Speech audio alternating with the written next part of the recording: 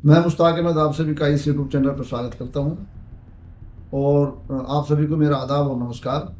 दोस्तों, अंतर्राष्ट्रीय स्तर पर आप देख रहे हैं कि बहुत ज़्यादा उथल पुथल का जो दौर चल रहा है और ख़ासतौर से अमेरिका अन्य देशों पर ये दबाव बनाने की कोशिश कर रहा है कि वो आज भी एक महाशक्ति है। अभी हाल ही में चाबहार बंदरगाह को लेकर एक बहुत बड़ा विवाद पैदा हुआ है। चाबहार बंदरगाह के बारे में आपको पता होगा कि ये ईरान में स्थित है और भारत इसको विकसित कर रहा है।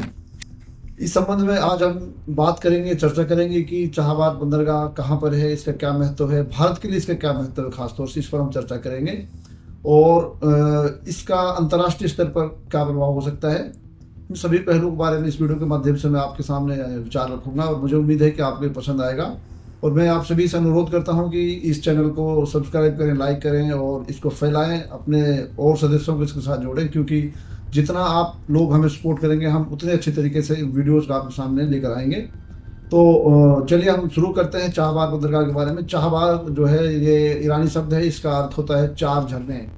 ये ईरान का सबसे निचला समुद्री क्षेत्र है। यहाँ पर दो किस्म की बंदरगाहें हैं, एक शाहिद कलंतरी, एक शाहिद बहिश्ती। भारत जो है शाहिद बहिश्ती को विकसित करने की कोशिश कर रहा है और भारत और ईरान के बीच में कोई नए संबंधों की बात तो है नहीं। बहुत पुराने संबंध भारत और ईरान के बीच में रहे हैं। पूरी दुनिया जानती है कि प्राचीन काल में भारत में जो हड़प्पा सभ्यता थी वो एक विकसित सभ्यता थी, शहरी सभ्यता थी। उसका ट्रेड एंड कॉमर्स जो है मेसोपोटामिया यानी ईरान के साथ होता था। ईरान की जो सभ्यता थी वो भी उस समय बहुत शक्तिशाली थी। वो दजला और फरात नदियों के बीच में विकसित हुई थी। तभी से लेकर आज तक भारत और ईरान के बीच में बहुत गहरे संबंध रहे हैं। इन संबंधों को और मजबूत बनाने के लिए 2003 में भारत ने ईरान के सामने चाबहार को विकसित करने का एक प्रस्ताव रखा था और इस पर चर्चाएं शुरू की गई थी। चाबहार बंदरगाह 2016 में अपना एक साकार रूप लेता है भारत के लिए, जब भारत के प्रधानमंत्री ने ईरान की यात्रा की थी। 2016 से भारत इस पोर्ट को विकसित कर रहा है और भारत ने इस पर 4700 करोड़ रुपए का अब तक इन्वेस्टमेंट किया है। चाबहार बंदरगाह सिर्फ भारत का ही नहीं है बल्कि ईरान और अफगानिस्तान भी इसमें शामिल है। हाल ही में चाबहार बंदरगाह एक बहुत बड़ा मुद्दा इसलिए बन गया है क्योंकि अमेरिका ने अभी घोषणा की है कि अगर कोई ईरान के साथ संबंध रखेगा तो अमेरिका उस पर 25% जो है टैरिफ लगाएगा। भारत भी जद में आता है और भारत कभी नहीं चाहता है कि चाबहार बंदरगाह को छोड़ा जाए, क्योंकि भारत इसमें काफ़ी ज़्यादा इन्वेस्टमेंट कर चुका है। भारत इसके माध्यम से मध्य एशिया के अन्य क्षेत्रों के साथ संपर्क स्थापित करने की कोशिश कर रहा है। यह बात सही है कि ईरान और भारत के बीच बहुत प्राचीन संबंध रहे हैं, लेकिन जहाँ तक व्यापार की बात है, भारत और ईरान के बीच में कुल 1.6 अरब डॉलर का व्यापार होता है, जो कि बहुत ज़्यादा नहीं है। यह भारत के कुल व्यापार का 0.15 है, जो बहुत कम है। लेकिन स्ट्रेटेजिकली जो ईरान में चाबहार बंदरगाह भारत के लिए बहुत इंपॉर्टेंट है। समस्या तब शुरू हुई जब अमेरिका ने 2018 में ईरान पर प्रतिबंध लगाने शुरू कर दिए थे और ईरान को चारों तरफ से आर्थिक तौर पर कमज़ोर करने की कोशिश की जा रही थी। चाबहार बंदरगाह को लेकर अमेरिका ने बहुत ज़्यादा आपत्ति दर्ज नहीं की थी। अमेरिका के राष्ट्रपति श्री डोनाल्ड ट्रंप के पहले कार्यकाल में चाबहार बंदरगाह को लेकर बहुत ज़्यादा कोई तनाव की स्थिति नहीं देखी गई थी, लेकिन इस दूसरे कार्यकाल में अमेरिका ने चाबहार बंदरगाह को हटाने की पेशकश की है और उन्होंने भारत को सितंबर 2025 तक इस पर व्यापार करने की छूट दी थी, जो बढ़ाकर 26 अप्रैल 2026 कर दी गई है, जो कि भारत के लिए बहुत ही चिंतनीय विषय है, क्योंकि यह पोर्ट भारत के लिए स्ट्रेटेजिकली बहुत इंपॉर्टेंट है। क्योंकि भारत चाबहार के माध्यम से पाकिस्तान को बाईपास कर देता है और वो सीधा ईरान के साथ जुड़ जाता है और 1000 किलोमीटर की दूरी है। इसके माध्यम से भारत सीधा मध्य एशिया के साथ जुड़ सकता है। दूसरी बात यह है कि चाबहार बंदरगाह के माध्यम से भारत जो है नॉर्थ साउथ ट्रांसपोर्ट कॉरिडोर, जो कि एशिया और रूस तक एक मार्ग है 7200 किलोमीटर लंबा, इसके साथ भारत जुड़ेगा। इसके साथ बहुत सारे देश जुड़ेंगे, जैसे कि ईरान है, अफगानिस्तान है, उज्बेकिस्तान है। इस तरह से बहुत सारे देशों के साथ भारत का सीधा संबंध स्थापित हो जाएगा।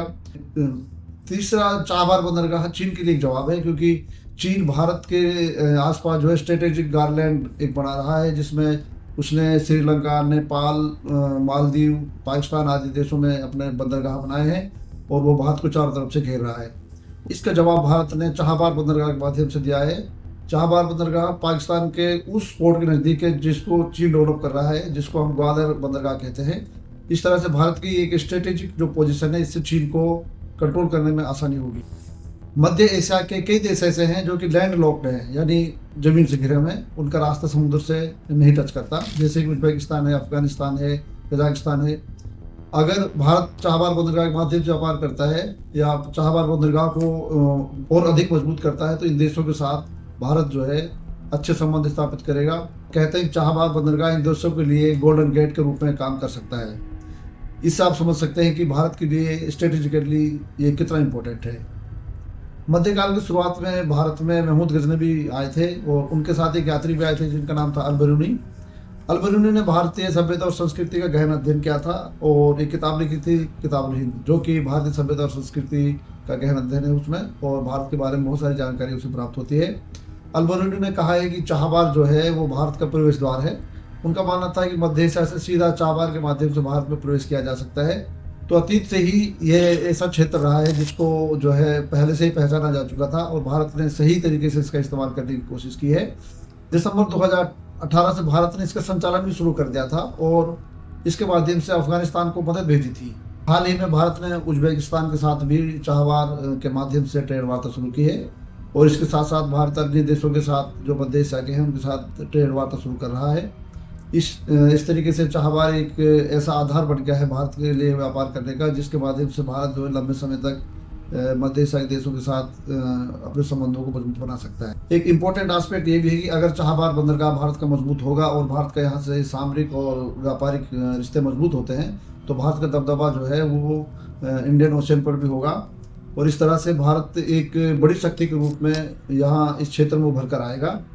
ये है निस्संदेह बिल्कुल सही है कि भारत के लिए ये बंदरगाह बहुत इंपॉर्टेंट है और भारत के आने वाले समय के लिए ये बंदरगाह एक मील का पत्थर साबित हो सकता है भारत के डेवलपमेंट में, भारत के ट्रेड एंड कॉमर्स में और भारत के सांस्कृतिक रिलेशन बढ़ाने में। मध्य एशिया में जो भी खनिज उत्पादन होता है, तेल उत्पादन होता है, गैस उत्पादन होता है या अन्य जो खनिजों का उत्पादन होता है उनके साथ उनको प्राप्त करने में या उनके साथ व्यापार करने में भारत के लिए चाबहार बंदरगाह निश्चित रूप से बहुत इंपॉर्टेंट एक पोर्ट है। अब सवाल ये खड़ा होता है कि 26 अप्रैल 2026 के बाद अमेरिका इसमें क्या रुख अपनाता है। तब तक अमेरिका ने भारत को यहाँ से व्यापार करने की छूट दे रखी है। भारत को अमेरिका के साथ कूटनीतिक वार्ता लगातार जारी रखनी चाहिए और इसकी इंपोर्टेंस के बारे में अमेरिका को विश्वास में लेना चाहिए, क्योंकि अगर चाबहार जैसी बंदरगाह भारत के हाथों से निकल कर बाहर जाती है तो भारत के लिए एक नुकसान ही माना जाएगा। खास बात है कि ईरान भी भारत के साथ इस पोर्ट को तैयार करने में पूरी तरह से सहयोग करना चाहता है और इसमें पूरी तरह से वो सहमत है और बहुत सहज रूप से ये इसका संचालन किया जाने लगा है। यह पोर्ट 4 चरणों में पूरा किया जाएगा। अभी इसके कई चरण और बाकी हैं और मुझे उम्मीद है कि ये चारों चरण पूरे होंगे और भारत का ये जो पोर्ट है ये स्ट्रेटेजिकली और फाइनेंशियली भारत के लिए बहुत लाभदायक सिद्ध होगा।